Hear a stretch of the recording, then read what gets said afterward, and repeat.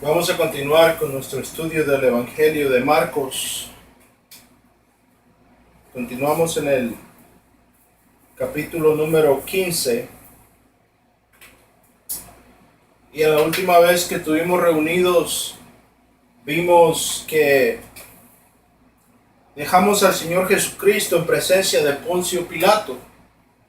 Y vimos cómo los líderes religiosos que le estaban acusando al Señor habían traído al Señor a la presencia de el gobernador, en este caso Poncio Pilato, gobernador de Judea, y le acusan al Señor de varias cosas. Acorde a la relativa de Marcos, se le acusa al Señor de proclamar ser el rey de los judíos. Y vemos que Pilato le pregunta al Señor en relación a estas cosas. Le pregunta al Señor, ¿qué respondes? En el versículo número 2 vemos que el Señor, Pilato le pregunta al Señor Jesucristo, ¿eres tú el rey de los judíos? Y vemos que el Señor le responde a él y le dice, tú lo has dicho. Ahora vemos que los principales y los sacerdotes le acusaban de muchas cosas. Versículo número 3, Marcos 15:3. Y vemos que otra vez Pilato le vuelve a preguntar y asombrado le dice, ¿no respondes nada? Le dice, mira de cuántas cosas te acusan. ¿Verdad? Y vimos que esto es el cumplimiento de las palabras del profeta Isaías en el capítulo 53, versículo 7, que nos dice que él fue presentado ante sus trasquiladores como oveja. Delante de sus trasquiladores no abrió su boca, como cordero al matadero. No abrió su boca para defenderse. Vemos que este es el cumplimiento de las palabras del profeta Isaías allá en el capítulo 53, versículo 7. Ahora nos dice Marcos que era costumbre del gobernador en aquel tiempo, era costumbre soltarles a un preso. Y acordémonos que esto es durante la fiesta de los panes sin levadura, que empezaba el día 15 de Nisan. La fiesta de los panes sin levaduras empezaba el 15 de Nisan. Empezaba con la celebración de la Pascua.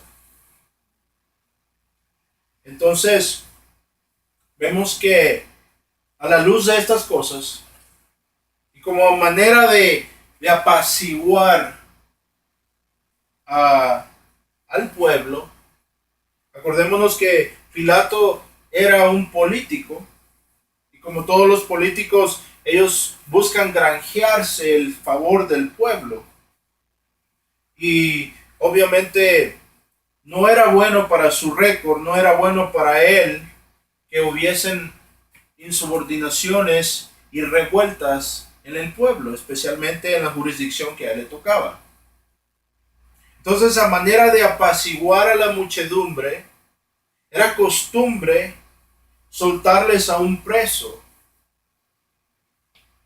durante esta festividad, razón por la cual parte es porque en ese tiempo, en esa temporada, usualmente la ciudad de Jerusalén estaba llena de peregrinos que venían a celebrar la Pascua.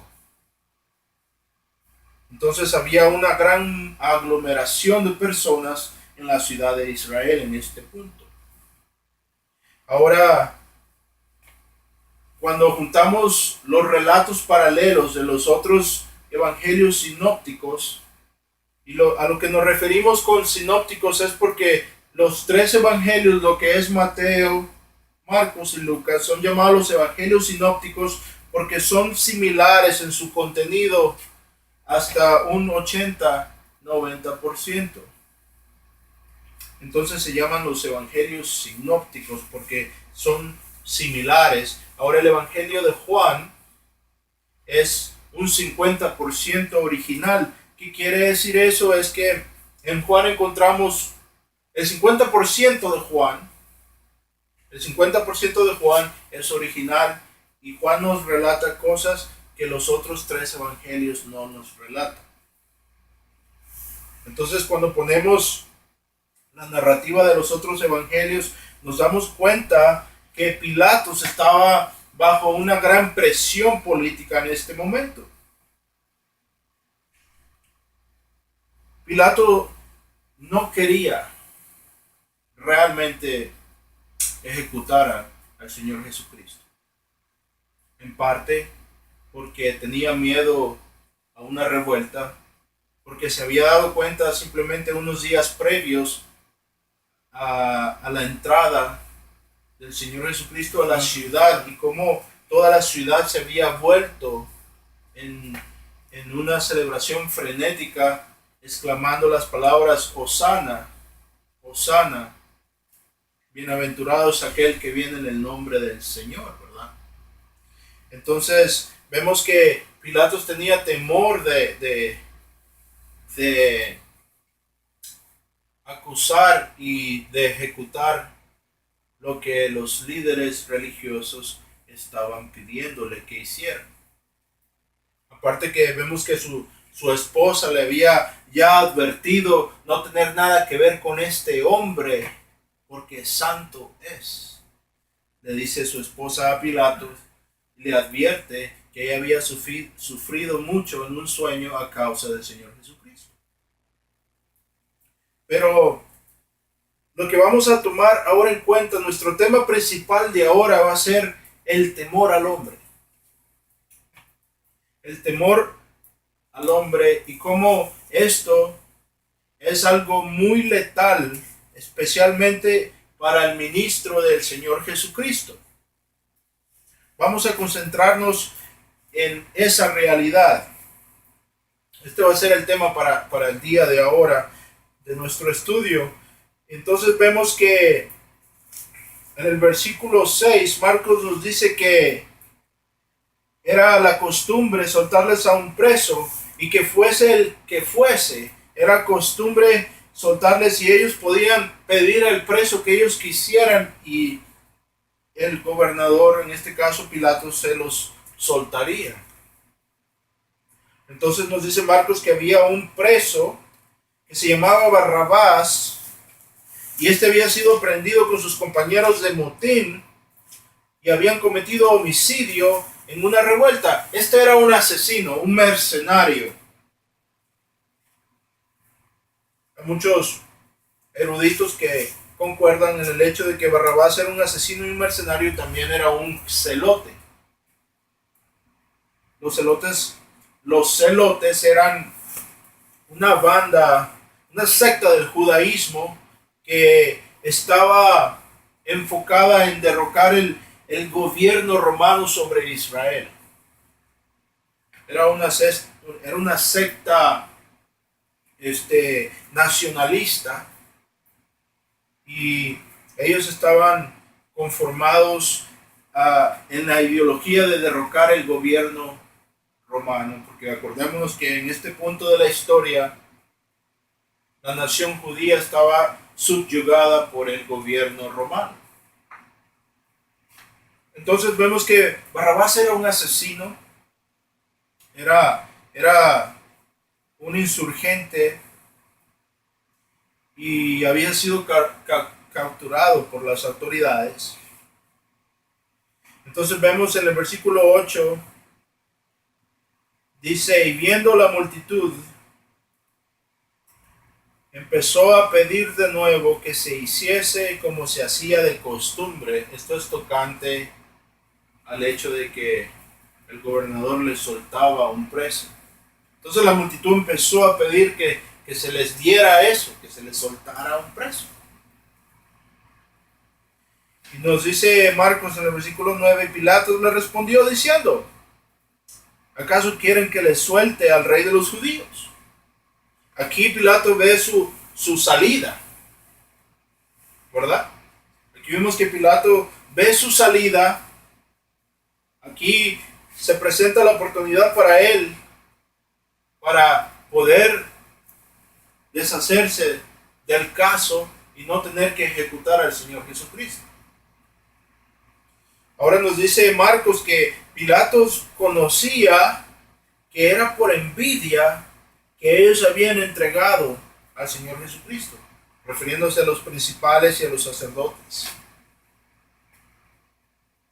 Ahora en el versículo 11 vemos que los principales sacerdotes incitaron más a la multitud para que pidiesen que se soltase a Barrabás. Ahora esto es bien importante porque tenemos que entender, tenemos que ver la realidad de lo que está sucediendo en este pasaje. Porque al ver esto a simple vista desde nuestro punto de ventaja, podemos preguntarnos cómo puede ser posible que esta multitud prefiera a un asesino, a un mercenario, en lugar de el Señor Jesucristo, ¿verdad? Podemos pensar de esta manera y es simplemente lógico pensar de esta manera si estamos pensando como el hombre piensa, especialmente porque para nosotros que somos creyentes nos parece algo indignante y a la vez sorprendente que esta multitud prefiriese a un ladrón y asesino sobre la persona del Señor Jesucristo. Pero en realidad debemos de pensar de manera bíblica, porque tenemos que entender que nuestra naturaleza aparte del poder regenerativo del Espíritu Santo es precisamente esa tendencia. Nuestra tendencia natural, el hombre que no es regenerado, el hombre que está en la carne, siempre escoge el pecado, siempre escoge a Barrabás. No debe de sorprendernos que esta multitud prefiera a un asesino que al Señor Jesucristo. El profeta Isaías nos dice claramente en el principio del capítulo 53, ¿quién ha creído nuestro mensaje? ¿Verdad? ¿A quién se le ha revelado el brazo derecho del Señor? El apóstol Pablo nos dice allá en Romanos 3, versículos 10 al 24, nos habla acerca de la depravación del hombre. Nos dice que no hay ninguno que sea justo. No hay ninguno, dice Pablo, no hay ninguno que busque a Dios. No hay ninguno que busque lo que es bueno. ¿Verdad? Entonces, esta es la naturaleza del hombre aparte del poder regenerativo del Espíritu Santo. El hombre por sí mismo libremente rechaza a Dios. El hombre de su libre albedrío escoge rebelarse en contra de la persona de Dios. Somos alérgicos a la santidad, ¿verdad? Entonces, esta reacción de la muchedumbre es simplemente natural. Es natural que ellos prefiriesen a un ladrón y a un asesino en lugar del Señor Jesucristo. Ahora, vemos que Pilato, en la luz de estas circunstancias y esta realidad, les dice otra vez, ¿qué pues queréis que haga con aquel que llamáis el rey de los judíos? Ahora vemos que en el versículo 13 Nos dice Marcos que ellos se volvieron y volvieron a dar voces pidiendo que le crucificasen. Crucificadle, dice. Crucificadle. Ahora Pilato les decía, pues qué mal ha hecho. Pero ellos gritaban aún más, con más vehemencia, crucificarle. Ahora Pilato en el versículo 15, Marcos nos dice, queriendo, escuchen bien, este es el punto, de esto es de lo que vamos a hablar ahora. Escuchen bien, ¿por qué entonces Pilato, sabiendo que era lo correcto de hacer, por qué Pilato accede a su petición? Ahora, pasando por aquí, debemos entender, como lo vimos en nuestro último estudio, que esta era la voluntad de Dios. Dios simplemente estaba permitiendo que estos hombres crucificasen a su hijo, porque era parte del plan de Dios. Mas, sin embargo, debemos entender que aunque esto era parte del plan de Dios, estos varones no quedan sin responsabilidad de sus actos. Debemos entender que Dios en su soberanía usa la maldad del hombre, así es como la bondad del hombre, para traer a cabo su voluntad. Dios usa la maldad del hombre sin él pecar, ¿verdad? Porque del corazón del hombre sale la maldad, la muerte, la envidia, los malos pensamientos, nos dice el Señor Jesucristo. Entonces, a pesar de que Dios es soberano y Él usa todo para la gloria y honra de su nombre, Dios no deja al hombre sin su responsabilidad por el pecado que comete. Ahora vemos que la razón por la cual Pilato accede a las peticiones de la muchedumbre y a la presión política de los líderes religiosos, que le dicen que si él no se compromete, que si él no hace lo que ellos están pidiendo, le acusan de ser enemigo del César, ¿verdad? Vemos que los otros evangelios nos dan este detalle. Se le acusa y le llaman enemigo del César si él no crucifica a quien dice ser rey de los judíos. Y los judíos usan esa táctica política y le dicen que ellos tienen solamente un rey, quien es César, ¿verdad? En este punto están dispuestos a usar y a obedecer al imperio romano. Todo con tal de poder llevar a cabo el plan siniestro que ellos habían planeado desde el principio, cuando el Señor les confrontó a ellos con su falsedad. Vemos allá en el capítulo 2, vemos bien temprano que ellos concordaron matarle porque el Señor había sanado a este hombre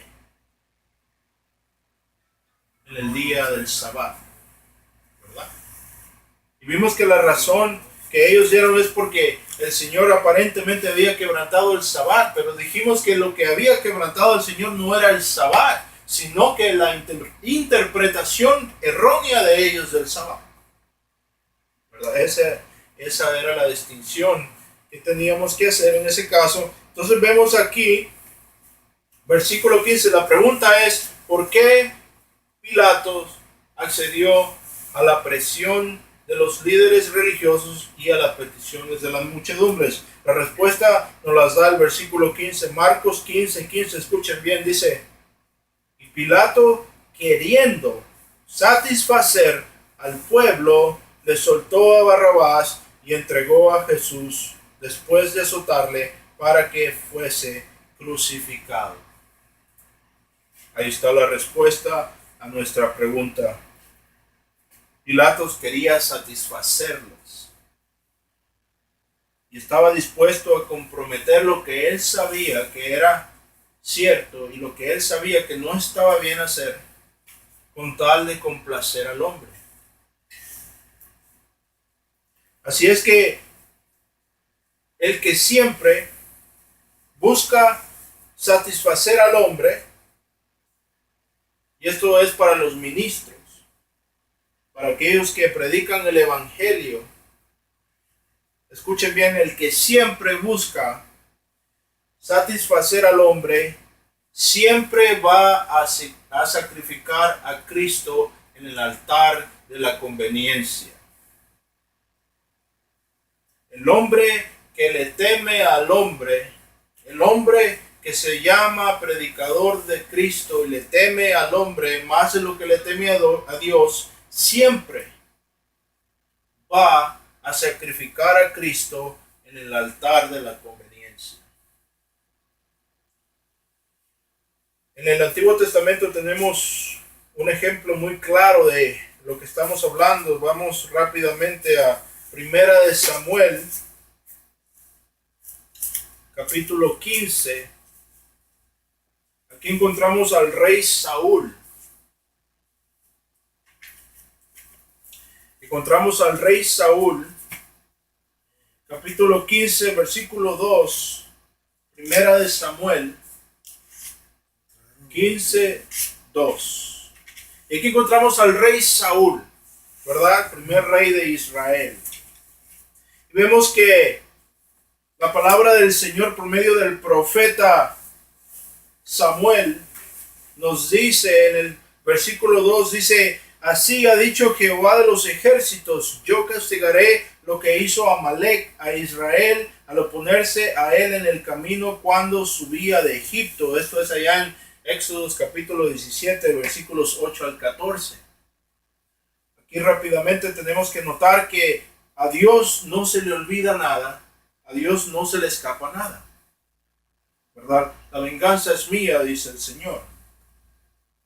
Entonces, le dice el profeta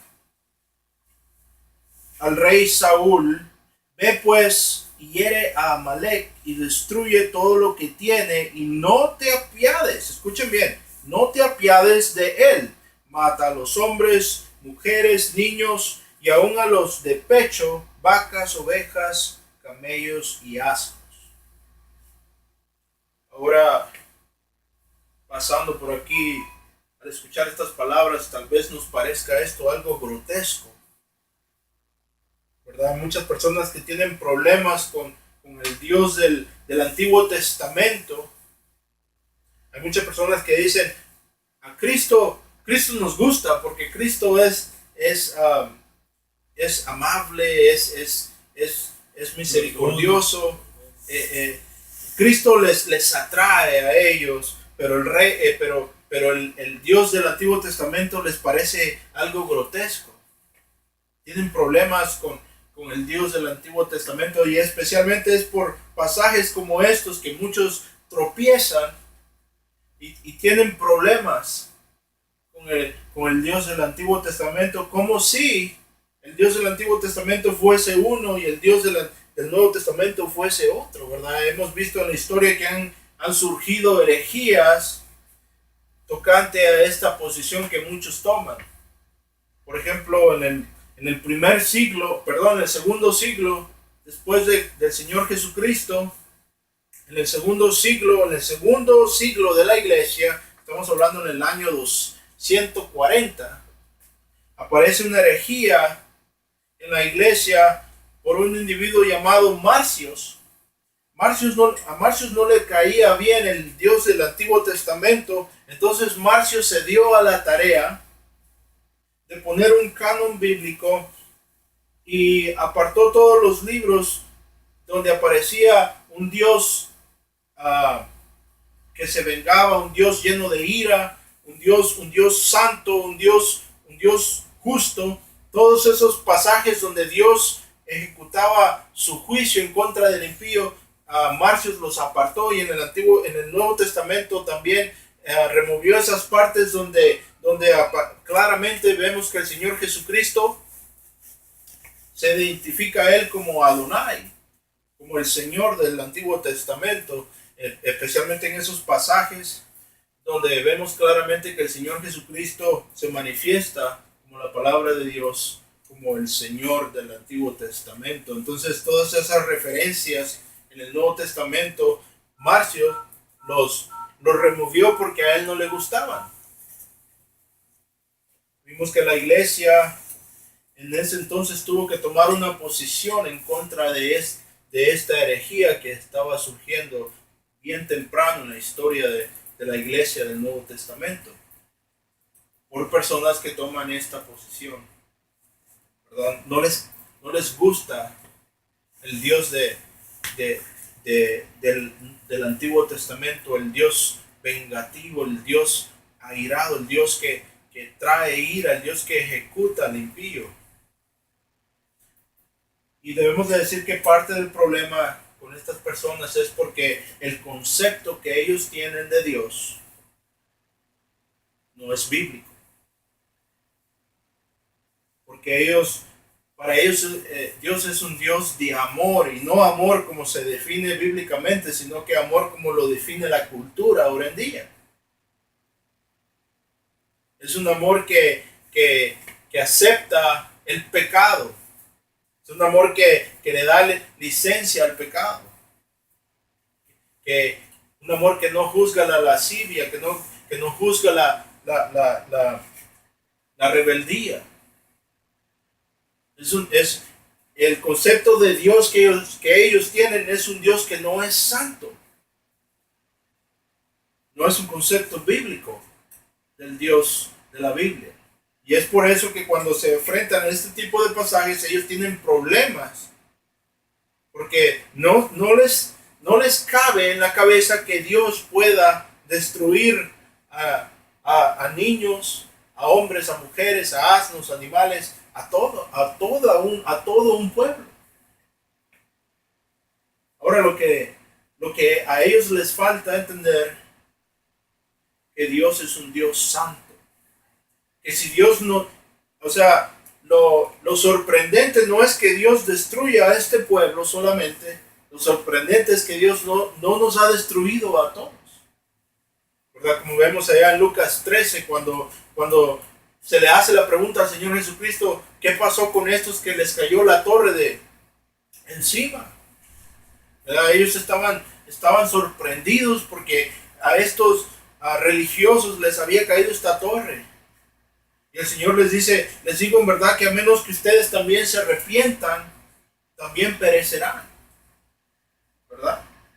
Entonces vemos que Dios es un Dios santo, y lo sorprendente no es que destruya a este pueblo, lo sorprendente es que no nos ha destruido a todos. Todos hemos quebrantado su ley.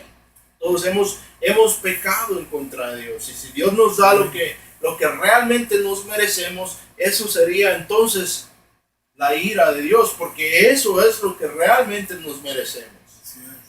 Entonces vemos aquí que Dios manda a Saúl como el objeto, como el medio por el cual Dios va a ejecutar su venganza en contra de este pueblo. Y vemos en el versículo 7 que Saúl derrotó a los amalequitas desde Havilá hasta llegar a Sheur, que está al oriente de Egipto. Y vemos que en el versículo 8 nos dice, y tomó vivo a Agag, el rey de Amalek, pero todo el pueblo mató al filo de espada. Ahora escuchen bien, aquí es cuando Saúl comete el error que le cuesta todo.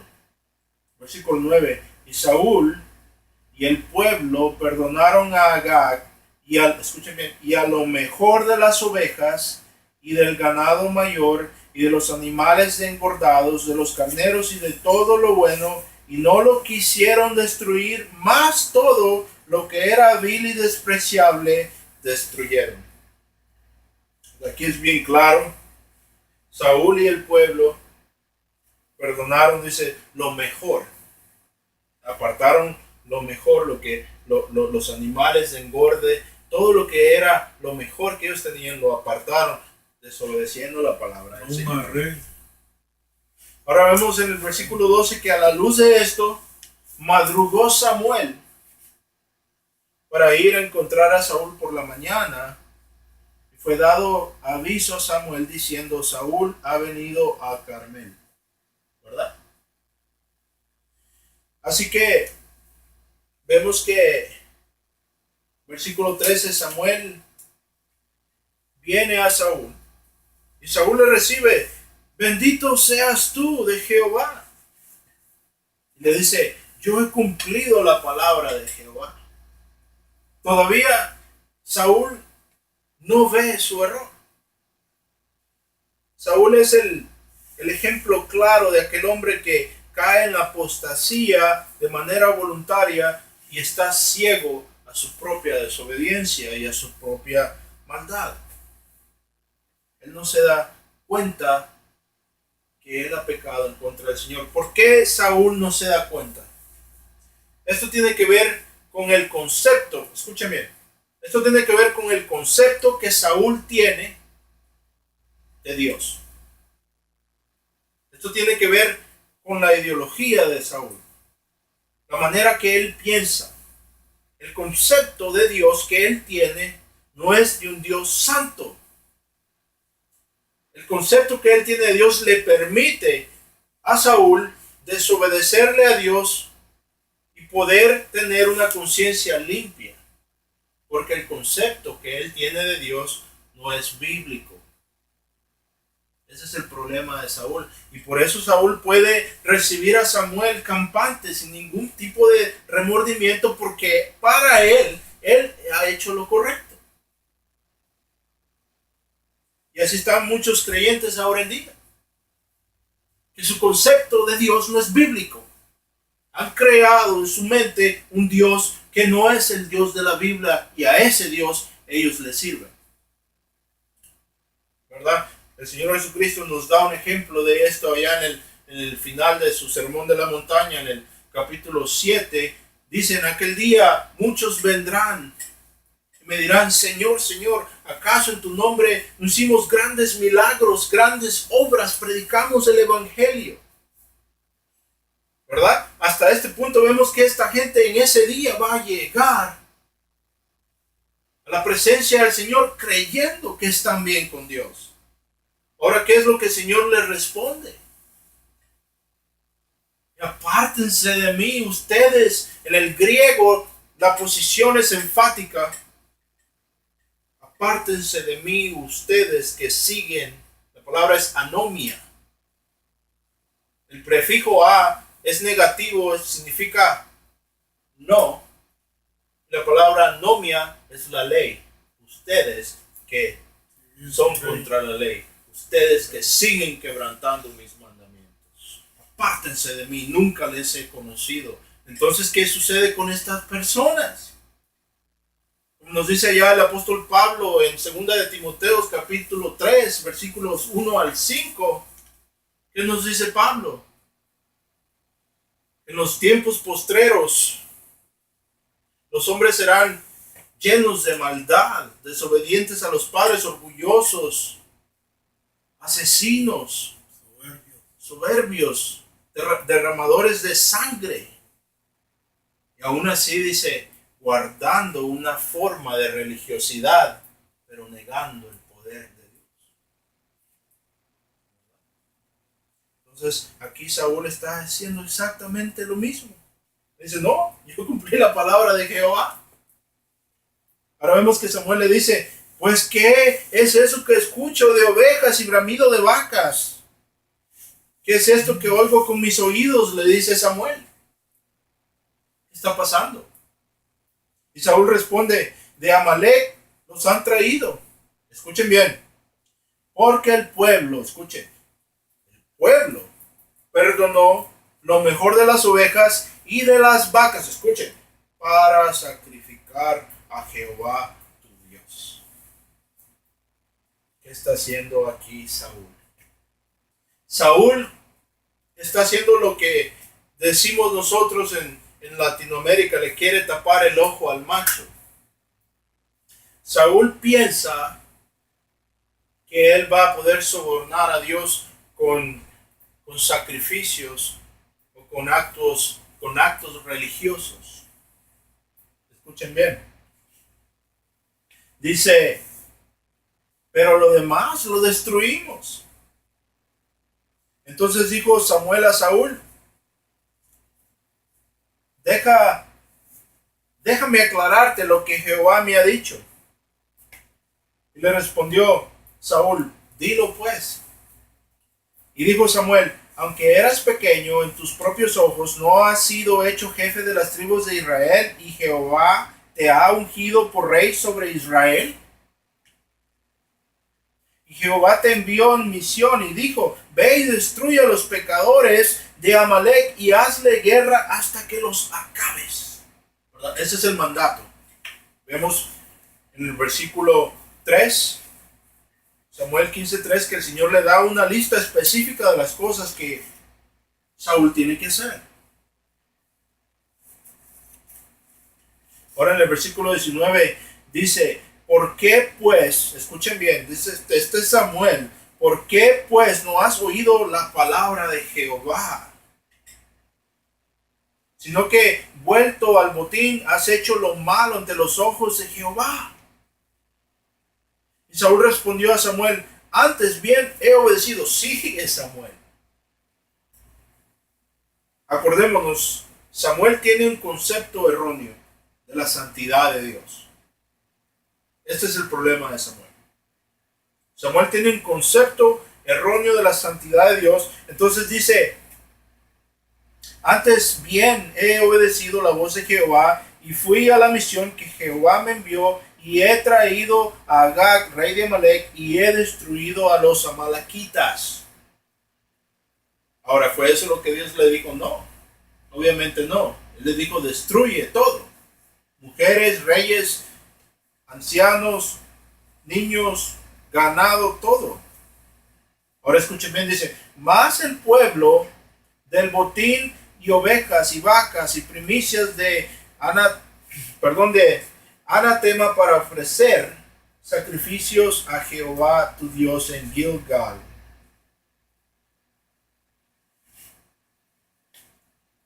El pueblo tomó estas cosas, dice, para ofrecer sacrificios a tu Dios. ¿Qué es lo que Samuel está haciendo? Samuel está tratando de excusarse a sí mismo y piensa que con hechos religiosos, con actos religiosos, él va a poder remover su falta. Va a poder cubrir su desobediencia.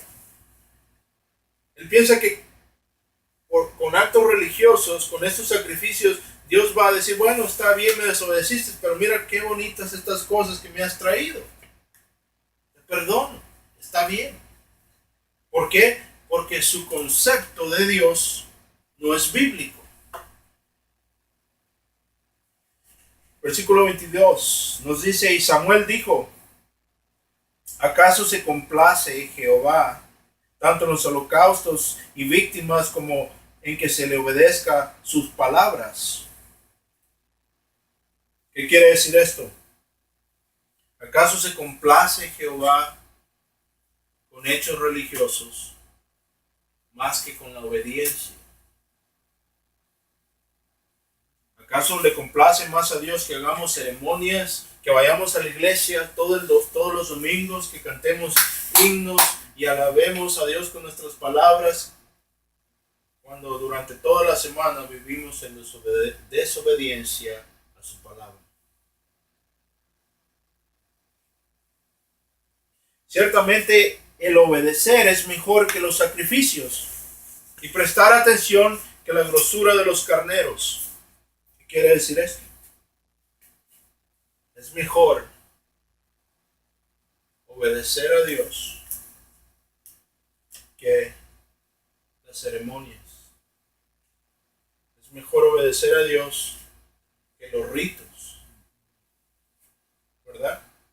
Ahora, aquí Samuel no está diciendo que no debamos ir a la iglesia o que debamos de descuidar las ordenanzas que Dios nos ha dado, como la Santa Cena, ¿verdad? La comunión de los santos, el bautizo. Lo que Samuel está diciendo es que debemos de guardar tanto una cosa como la otra. Pero no debemos de poner una sobre de la otra, porque las dos son verdades. Tanto como las ordenanzas que Dios nos ha dado y la obediencia van mano a mano.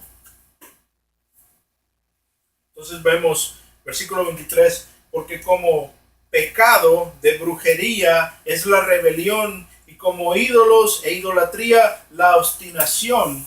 Por cuanto tú desechaste la palabra de Jehová, él también te ha desechado para que no seas rey. Entonces Saúl dijo a Samuel: yo he pecado, pues he quebrantado el mandamiento de Jehová y tus palabras. Ahora, ¿qué tiene que ver todo esto con Poncio Pilatos?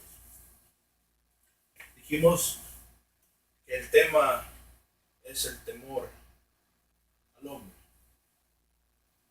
Poncio Pilatos tuvo temor de la muchedumbre y de la presión política, y por eso dio cabida al hecho más ruin de toda la humanidad, que es la crucifixión del Rey de la Gloria. ¿Verdad? Ahora escuchen lo que Saúl dice. Entonces Saúl dijo: yo he pecado porque he quebrantado el mandamiento de Jehová y tus palabras, porque temí al pueblo y consentí la voz de ellos. Perdona pues ahora mi pecado. ¿Cuál fue la razón? Saúl temía más al hombre de lo que él temía a Dios, porque su concepto de Dios no era bíblico. El Dios de Saúl no era un Dios santo, santo, santo, como nos dice el profeta Isaías allá en el capítulo 6. Si vemos en las escrituras, vemos que Dios tiene muchos atributos, pero no vemos que de Dios se dice que Dios es amor, amor, amor, o que Dios es justicia, justicia, justicia. Pero si vemos que se dice de Dios que es santo, santo, santo. El salmista nos dice en el Salmo 50, versículo 21, dice: ustedes pensaron que yo era como ustedes.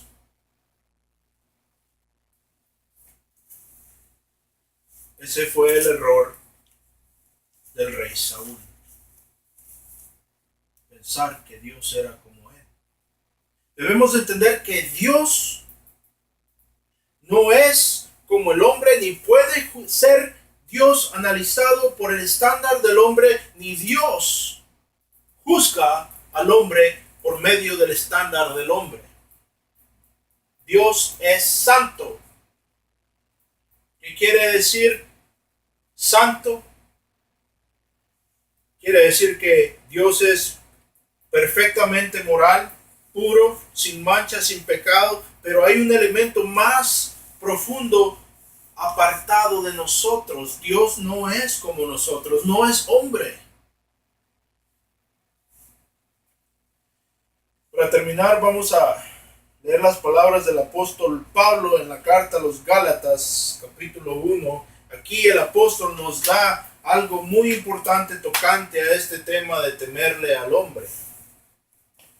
El apóstol Pablo nos dice que él les dice a los Gálatas, les dice: estoy maravillado de que tan pronto os has alejado de aquel que os llamó para la gracia de Cristo, para seguir un evangelio que no es el que les hemos impartido. El apóstol no está sorprendido en que se hayan apartado del evangelio verdadero, pero sí le sorprende el hecho que tan pronto lo han hecho, ¿verdad? Entonces dice: no que haya otro evangelio, sino que hay algunos que os perturban y quieren pervertir el evangelio de Cristo. Y dice el apóstol, esto es muy importante para todos los ministros, escuchen bien. Dice: mas si a uno de nosotros o un ángel del cielo os anunciase otro evangelio diferente de aquel que os hemos anunciado, sea él maldito, anatema. ¿Verdad? Viene del griego anatema, directamente. Quiere decir sea maldito, sea una maldición, sea cortado de la gracia de Dios. Ahora, pasando por aquí, vemos claramente que el apóstol Pablo arraiga las, la fuerza del Evangelio, la integridad del Evangelio, no en visiones, no en sueños, porque hay muchos que violan al Evangelio y la santidad de Dios por sus visiones y sueños. Dicen, ay hermano, soñé que esto y que lo otro, mas sin embargo son sueños que contradicen la palabra de Dios. Pero aquí vimos claramente que el apóstol Pablo dice, si a un ángel se les aparece y contradice el Evangelio, que sea maldito. Entonces, ¿qué hacemos nosotros? Contradiciendo la palabra del Señor, poniendo nuestras visiones y sueños por encima de la palabra de Dios. Ahora escuchen. Por si no les queda claro, versículo 9 dice, como antes he dicho, también ahora se los vuelvo a repetir, si alguno os predica diferente evangelio del que habéis recibido de nosotros, sea él anatema, otra vez, sea maldito. Ahora, escuchen. Dice, pues ¿acaso estoy buscando yo el favor de los hombres o de Dios? ¿O trato de complacer a los hombres? Escuchen bien, Pilato y Saúl, pues si todavía buscara agradar a los hombres, no debería ser siervo de Cristo. ¿Qué quiere decir el apóstol Pablo con estas palabras? Quiere decir que si un ministro, como meta primordial de su vida, es complacer al hombre, esa actitud automáticamente le descalifica